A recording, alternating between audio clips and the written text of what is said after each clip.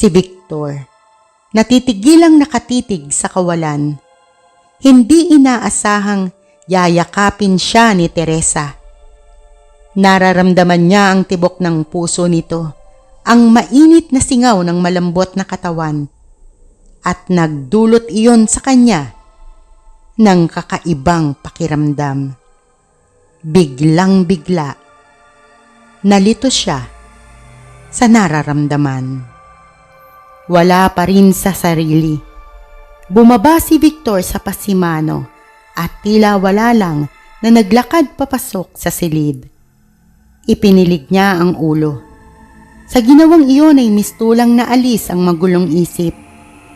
Noon na rin napansin ang dalagang nakakunyapit pa rin. Tila napaso. Lumapit siya sa kama upang ilapag ito, ngunit nawalan siya ng balanse. Magkasama silang bumagsak sa ibabaw ng kama. Bumagsak sa ibabaw ng katawan ni Teresa. Natigilan siya. Namumugto ang mga mata ng dalaga at ang bibig ay bahagyang nakaawang. May kung anong kapangyarihang nagtutulak sa kanya na ito ay hagkan at hindi niya iyon nagawang tanggihan. Samantala, si Teresa, nanlaki ang mga mata nang sakupin ni Victor ang kanyang labi. Muling nakaramdam ng paghihimagsik. Matapos nitong paglaruan sa mga palad ang buhay niya'y may panibago na namang larong iniisip. Wala siyang nagawa kanina. Ngunit sa pagkakataong iyon, meron na. Bahagya niyang iniawang ang bibig. Iginalaw ang labi.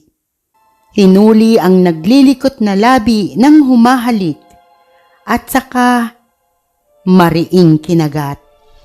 Naigtad si Victor sa po ang dumudugong labi habang natitigilan. Naguguluhan. Sampal ang dapat iganti sa ginawang iyon ni Teresa. Ngunit katakatakang hindi niya nagawa. Nakatitig lang siya sa maamo nitong mukha. Hindi niya maintindihan ang nararamdaman. Ang sariwa nitong dugo ang kailangan niya. Ngunit sa mga sandaling iyon, tila kulang pa. Nakararamdam siya ng matinding uhaw, ngunit hindi dugo ang makatitighaw. Ikaw ba ang Dark Lord? Ang kalansay na una kong nakita sa burol? Napukaw ang papalayo niyang diwa nang marinig ang tanong ni Teresa. Hinamig niya ang sarili. Pinangibabaw ang maotoridad na imahe. Victor ang pangalan ko at hindi hari ng kadiliman gaya ng itinawag niyo sa akin. Nakangisi niyang sagot at saka bahagyang kinagat ang sariling labi. Gusto niyang ilihis ang paningin sa ibang direksyon at hindi sa mukha ng dalagang nagtatanong. Kakaibang sensasyon ang patuloy niyang nararamdaman habang namamasdan ang labi nitong binalikan na ng kulay. Pakiramdam niya'y nakalapat pa doon ang labi niya. Pinagalitan niya ang sarili.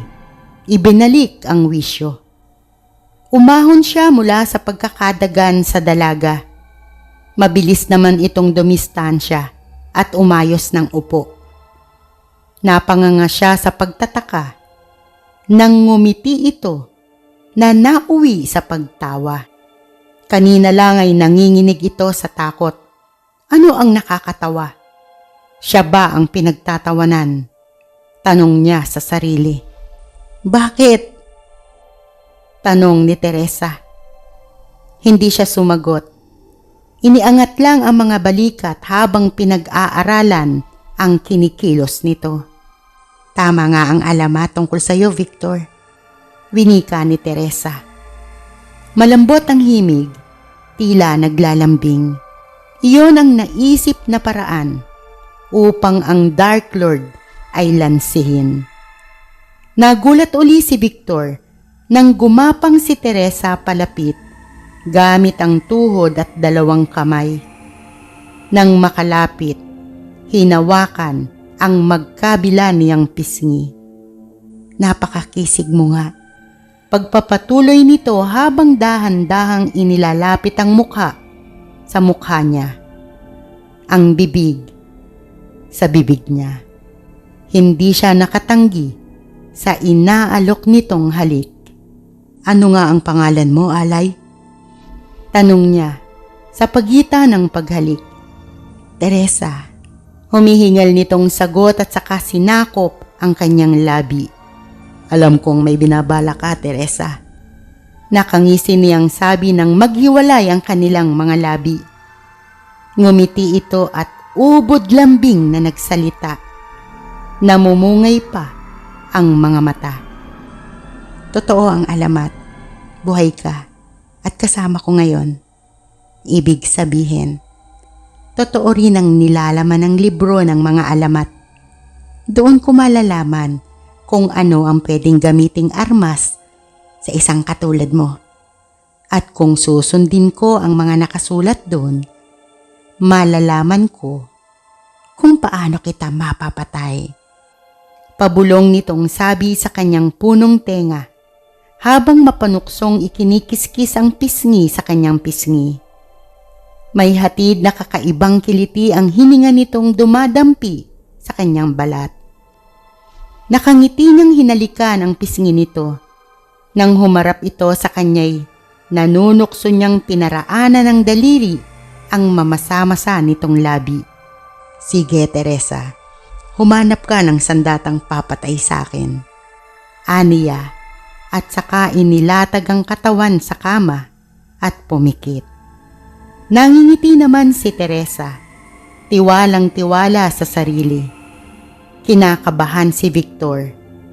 Yan ang naging pakahulugan niya sa ikinilos nito. Makikipaglaro siya kung iyon ang tanging paraan upang ito ay matakasan. Kinabukasan, maaga pa lang ay gising na si Teresa. Maingat siyang bumangon at umahon sa kama. Dahan-dahan ang ginagawa niyang pagkilos upang hindi magising ang lalaking magdamag katabi. Labag man sa kalooban ay kailangan niya iyong gawin upang malayang makakilos sa loob at labas ng kastilyo. Hindi niya naiwasang pagmasdan itong mabuti habang himbing sa pagtulog. Nakahubad pa rin ito at natatakpan lang ng kumot. Kung hindi ikaw ang Dark Lord, natitiyak kong napakaraming babaeng mahuhumaling at magpapatira pa sa paanan mo. Mahalin mo lang. Walang makapapantay sa taglay mong kakisigan. Natigilan siya sa sinabing iyon ng isang bahagi ng kanyang isip, habang ang sa kabila na may ipinapaalala ang ginawa nitong pagpaslang sa mga magulang niya at kapatid. Malalim na buntong hininga ang pinawalan niya mula sa naninikip na dibdib. Sisihin niya man ang sisihin ng sarili ay wala nang mangyayari. Hindi na maibabalik. Ang magagawa na lang niya'y ipaghiganti ang mga ito. Lumabas na siya at tinalunto ng mahabang pasilyo patungo sa kusinang natagpuan kahapon. Pasimple niyang iginala ang paningin. Hinahanap ang pamuksang gagamitin sa lalaking nagdulot sa kanya ng paghihirap at pasakit. Nangiti siya nang makakita ng bugkos-bugkos na bawang sa loob ng isang kabinet. Palihim iyong kinuha at saka nagmamadaling umakyat pabalik sa silid. Inihanda na ang bawang at saka matapang na lumapit sa kamang kinahihigaan ng binata. Si Victor, nangingiti habang nakapikit. Nang maramdaman ang pagpasok ni Teresa, ay nagtulog-tulugan uli. Pinigilan niyang matawa. Hindi na siya nagulat nang isigaw nito ang pangalan niya kasabay ng pagsipa. Ginigising siya. Muli niyang pinigil ang pagsungaw ng ngiti. Marahan niyang iminulat ang mga mata at nagkunwaring noon lamang nagising. Inilapit agad ni Teresa sa mukha ni Victor ang mga bawang na hawak. Nagsisigaw si Victor. Nagkunwaring nagulat, takot na takot. Lalo namang naging porsigido si Teresa sa ginagawa.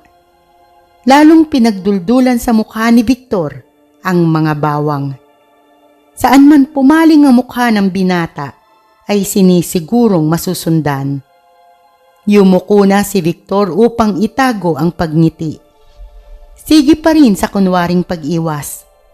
Nang hindi na makapagpigil, bumunghalit na sa pagtawa. Kinuha ang bawang sa kamay ni Teresa. Inilapit sa mukha na animo inihihilamos habang inaamoy-amoy pa. Napanganga ang natitigilang dalaga. Hindi makapaniwala. Nakaaaliw ang iyong kamangmangan, Teresa. Bilang ganti, bibigyan kita ng pabuya. Pagkasabi, hinawakan ni Victor ang magkabilang laylayan ng bestida ng dalaga at dahan-dahang iniangat habang hindi inaalis ang mapang-akit na tingin sa mga mata nito. Tinangkapan nitong alisin ang mga kamay niya, ngunit hindi niya pinayagan. Kinabig niya ito palapit. Napasinghap ito nang idikit niya ang bibig sa balakang nito at dahan-dahang ibinaon ang mga pangil. Natigilan siya nang marinig ang impit na pagdaing ng dalaga. Daing hindi dahil nasasaktan, kung hindi daing ng naghahanap. Si Teresa, waring nagising sa sandaling pagkawala sa sarili. Pinagsusuntok niya ang likod ni Victor, ang balikat, ang mga braso. Nanliliit siya sa ginagawa nitong kapangahasan. Gumagapang ang kakaibang sensasyon sa kanyang mga ugat, lalo pat nakatitig sa kanya ang binata, habang marahang sinisip-sip ang kanyang dugo. Pakiwari niya'y nilalagnat siya dahil sa init na nararamdaman. Naigtad si Teresa nang itinigil ni Victor ang ginagawa. Nagulat pa siya nang matuklasang nakapikit pala siya.